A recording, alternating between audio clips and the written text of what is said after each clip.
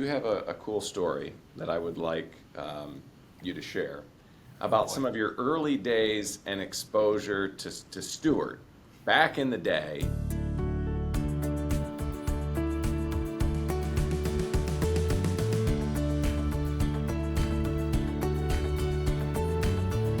Your company used to be owned by the Morrises, and the old guy Morris, I hope he's watching, Malcolm, Malcolm, they did something in Wisconsin that I didn't really care for.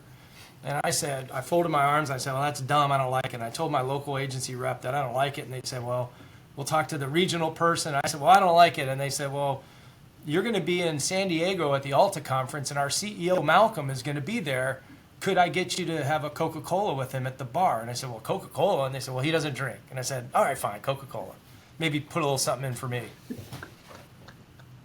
Hard days in title. I get it.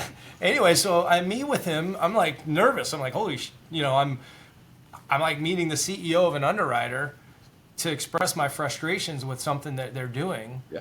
And I'm nervous. And right away, we started telling me about like the rodeo in Houston and like cowboys and all this Houston stuff with Stewart. And I was like, okay. So he knocked me down right away. And I shared, I'm like, honestly, this is my frustration.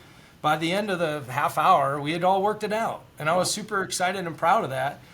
And I thought, okay, don't just sit back and take it if you've got something. And he understood it. He goes, well, no one explained that to me. That makes total sense for Wisconsin. And I don't want to say I got my way. We both got our ways. It made sense. We fixed the issue for the betterment of all the Stewart agents in Wisconsin. We made sense of it. I was happy about that. And then he kept talking about this rodeo. So this is October of like whenever. This is like 10, 15 years ago. So come along to, when's your rodeo? March in Texas? March-ish? Yeah, February, March, yeah. So February, he calls me and he's like, Craig, this is Malcolm Morris. I'm like, well, hey, I want to thank you again. And he said, hey, when do you want to come to the rodeo? And I said, what are you talking about? He goes, well, I want you to come to the rodeo. And I brought my son, Jack, who is 13. So now so it was 10, 11, 12 years ago. And I flew to Houston. I stayed at Malcolm's house in his guest bedroom. I'm so nervous. I'm like, I've never met a CEO of a title underwriter before. And had a great time at the rodeo. Never been to a rodeo before. And then the next morning for breakfast, he says, hey, we're going to go in my backyard and we're going to make a cowboy breakfast. He thinks I'm some city guy. I should have told him I mow my own lawn. Maybe he would have given me some credit. So we go outside, he lights a fire in his backyard, puts a grate over, and he's making like a cowboy breakfast like the good old days. I thought it was cool. I was like, all right, that was pretty cool. Main thing, we fixed an issue. But I thought it was pretty cool. And then wait, one more thing. He told me, son, do you have a belt buckle and some boots and a hat? I go, no. So we went to the store and I got boots.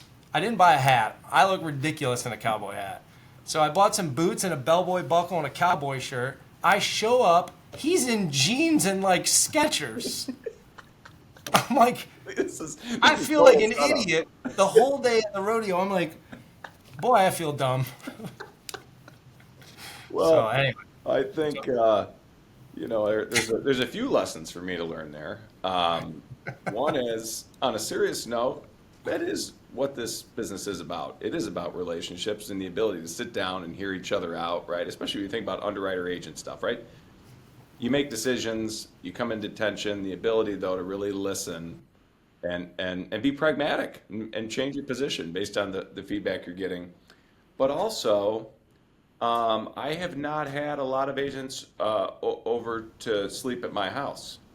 We're going to have to, I don't know. I'm not sure. It made a good impression on you. I mean, you can expense that new edition now. You're welcome. But listen, my family doesn't even like to stay that long. So okay. On a serious note, for the Stewart management and whoever else is watching this, and I was a small agent back then, to have that personal relationship of someone a little bit higher than the person I love locally is so important. Just to make us feel like wow, here I am, this small agent in Racine, Wisconsin, and the CEO or the regional guy knows I exist. And we fixed an issue. That is so important. I tell any underwriter that we ever deal with, I want to know as far up the chain as I can just to say I have a relationship with them. The fact that I see the signature line on the policy form isn't enough for me. Now, you can't have, CEOs are busy. You can't, how many agents do you have? A couple thousand? Yeah. Yeah, Well, we can't have the, Yeah. we don't need Fred Eppinger calling a couple thousand agents every week. But the door should be open for That's those right. that are interested in having some kind of a line up the channel. I think that's incredibly important for a title agent, And at it's least in my powerful, world. right? That's powerful. That authentic interaction is now being talked about 12, 15 years removed, right? And it's Yeah. a good reminder. It's a good reminder. It's interesting. I mean, these you think about kind of mid 2022 when things got real challenging real quick, reminding us that the real estate market is actually cyclical, and title companies really feel the pressure, and many have. What's your read on sort of the current market, and how should a title agency know when it's time to scale up versus when to tighten operations as they think about this market that we're sitting in? Yeah. For me, it was after the books closed August of 22. Yeah, August of 22. I was like, where'd all the orders go in September or October? What happened? Like, rates went up. So, yeah, September 1 of 22 was not fun, and Yeah. it continued not being fun all the way to the end of September, all the way through 2023. We had to right size our ship. Everybody did. We had to close a couple small underperforming offices. We had to get rid of some underperforming products that didn't make any sense. And yeah, it wasn't fun. 24, look, I'm happy with how we performed in 24. We had a good year. It's almost like survivor's remorse. I don't like to tell some of my friends who struggled in 24 that we had a great year. I just kind of say, yeah, it was a tough one. Here comes 25. But I'm cautiously optimistic about 25. I haven't heard a single person say 25 will be any worse than 24, and I like 24. So if it's incrementally better, even by a few percent, I'm fine with it.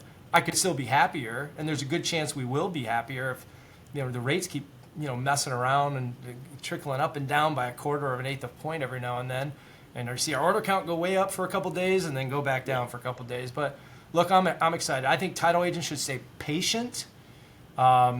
Efficient. How many times have I said efficient? Yeah. And just prepare for like a gradual climb out of this thing. Everybody's waiting for like the rates are going to go back to 4 next week, and then we're going to be busy again. Oh, really? Yeah. So I think that's crazy talk. So when to scale? I think like this is a question that I get a lot too. It's like, when do you know when to expand or hire or do whatever? I like to say when the volume of orders improves, but your margin is also improving, is probably a good thing. Just so not just like when you're busy, like, oh, we're busy, look at everyone. How about when you're profitably busy? Yeah. So a lot of people say, like, and I have managers that will call me in the thick of the summer going, I need to add 3 people. I'm like, wait a minute, we're overly busy, but we're not profitably busy. I mean, where are we going to pay for these people if things aren't sustainable for the next 6 months? What are we going to do here? So I think you got to scale not just when you're busy, but when you're profitably busy. And tighten when your margins start shrinking. I think when your margins start shrinking or going away, even if you're still closing deals, I think you've got to be like a financial hawk. Otherwise, you're going to have to tap into your own personal savings. You're going to max out your business's line of credit, and you're going to be scratching your head waiting for 4%. Yeah. I don't know. I think it's perhaps just superficial in terms of my observation, but when you look at title agents that are in a more dramatic sort of seasonal environment, it's been my experience that you find as an intrinsic part of survival for them, they have to focus on KPIs surrounding order counts and margin and that kind of thing, almost in a far more significant way than an agent who sits in the Sun Belt, right, where they have a little bit more even sort of purchase market throughout the year. So I think it's been really interesting to watch you all grow and bring some of that discipline, which my guess, some of it's been honed because of the dramatic seasonality that you have in Wisconsin, and really turned it into a strength, which I think is so cool. I may be acting like a Gen Xer or a millennial when I make this observation, but it feels like one of the most difficult periods here over the past year or two to be in the title space. And I hear that from title agency owners for a number of reasons. But I guess as you think about regulatory scrutiny, fraud concerns, customer expectations changing, how has the role of a title agent, in your view, evolved kind of over this last 3 to 5 years? And where is this going? Yeah. Well, regulatory scrutiny, compliance, those are all things like when I first joined the business, I don't even know if I knew how to spell regulatory scrutiny and compliance. It was just you had to be a good search examiner. Yeah. You had to know how to balance a HUD and cut checks and take documents to the courthouse. We didn't e-record. So it's all different now. It's so focused on regulations, compliance, data safety, money safety. So you got to have a compliance first mindset. Cybersecurity, wire fraud, strict adherence to the regulations. I mean, how many times do you open up your news in the morning and there's a title person in trouble for not checking a box right or doing something weird, and they're out there. The regulators are out there. They're looking for us. They want to make sure we're doing it right. Every year there's a new rule or there's a new form or there's new something. And if you're not on top of that stuff, you can get in some big trouble. So that's some of the change. I also think that this is more specialized. I don't think like your best, Sally, your closer, can go from, residential closing at 2:00 and then going to work on that commercial closing tomorrow and then go look at a title report for the next. I think there's maybe it works in certain markets, fair, but I think there's greater specialization. You've got a commercial people, you've got residential resale people, you've got a foreclosure person. Gosh, remember in like the 2000s, it's like, what the heck is a deed in lieu, a sheriff's sale, a short sale, craziness. We all had to learn that. We all had specializations. I think that continues today. We have a high-end residential department. We're in Wisconsin. We have a department that just touches high-end real estate, whether it's $1 million home, a $10 million home, or if it's just a piece of hunting land that the third baseman for the Milwaukee Bucks, or third baseman for the Milwaukee Brewers. I had the Bucks on my mind. We're going to get eliminated from the playoffs, unfortunately. But anyway, yeah, so I mean, key people. So we have specialized people that are working on those things now. So it's a lot different than it first was. Yeah. So I don't know if that's where you asked, but that's what I gave you. Yeah, it's certainly a challenging time. And I think also you see a lot of more challenging deals get sort of unearthed, right, in this time. And as such, your ability to have depth along those specializations is becoming increasingly important. That's certainly the case. For sure. To kind of close us out, thinking about the new wave coming into the industry, and we do see that, right? You begin to see some agents and underwriters get really serious about engaging with the next generation and bringing them in. Same way you've referenced kind of your special projects team where you bring folks in out of college. What's one piece of advice you'd give to a young professional entering into this industry? Be curious, relentlessly curious. Don't just say, don't just learn how something is done. There's a lot of learning how things are done in a title business, but learn why it's done. Like, why do we do that? And then someone might say, you know what, Ian, why do we do that? I don't know. Nobody really knows why we do that. Well, ask the questions. Maybe you come up with a better idea for maybe your branch or your department, your company, maybe your state. Maybe you've come up with a better way to do something. Also, I'm not trying to get people out of the title business, especially if anyone from my company's watching this, but man, you got to really like what you do. Yeah. If you come to your job every day and you're like, this is not for you. This is a tough business. You've got to really love it. And once you're in it, you can't get out, by the way. I don't know if they told you that when you signed up, but when you're in the title business, that's it, unless you really stink. But it's hard to get out. Kidding. But yeah, you got to really love what you do. Be relentless. Ask why. I have a thing on my wall here that says Monday is the best day of the week. I have a mural on my wall. I can't turn my camera, but trust me, there's a mural here. says Monday, the best day of the week, which I think I'm the only one the only one I know that really loves Mondays. I love coming in on Monday, clean slate. What are we going to do this week? What are we going to do this week? If you hate going to if Sunday night, you're like, God dang it, I got to go to the work tomorrow. You might not be in the right line of work. That's right. So I tell younger people that all the time. It's like, find a thing you really like. No one's gone to college or high school. No one that I know grew up saying, I can't wait to grow up and be in the title business.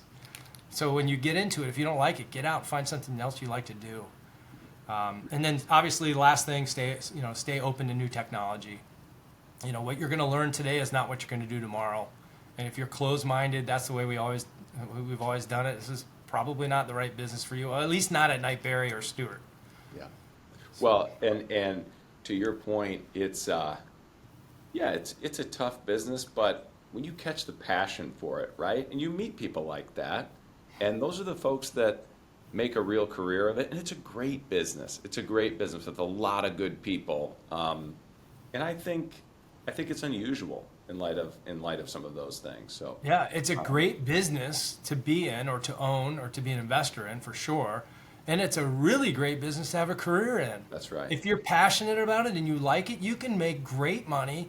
You can have a career. You can walk through the grocery store and everyone knows you because you did their closing. Right. You're the chair of the Rotary. You're the this, you're the that. Everyone knows the local title person or the local closer. It's a great business to be in. And it's cyclical. Guess what? You're going to work really, really hard in the summer. Maybe it's a little lighter in the winter. But yeah, I agree. I love this business. It's awesome. Well, Craig, you've been very generous with your time here, and so appreciate you setting aside some time to talk to us. Sorry I talk so much. No, it's been great, and appreciate all the different places we've gone. You all are an awesome agent, and I've learned a lot just from watching you in terms of your leadership style and approach, and so appreciate the opportunity to open that up to some of our listeners here today. Yeah, thanks for being a good partner of Knightberry too. We've been we've written a lot of work with you guys since Malcolm bought me that soda in San Diego, I think. It's been a great partnership. We appreciate everything you guys have done for us as well. Well, thank you, Craig. Well, to our listeners, this has been yet another episode of Closing Time, and a great one. Thank you for tuning in. We'll see you next time.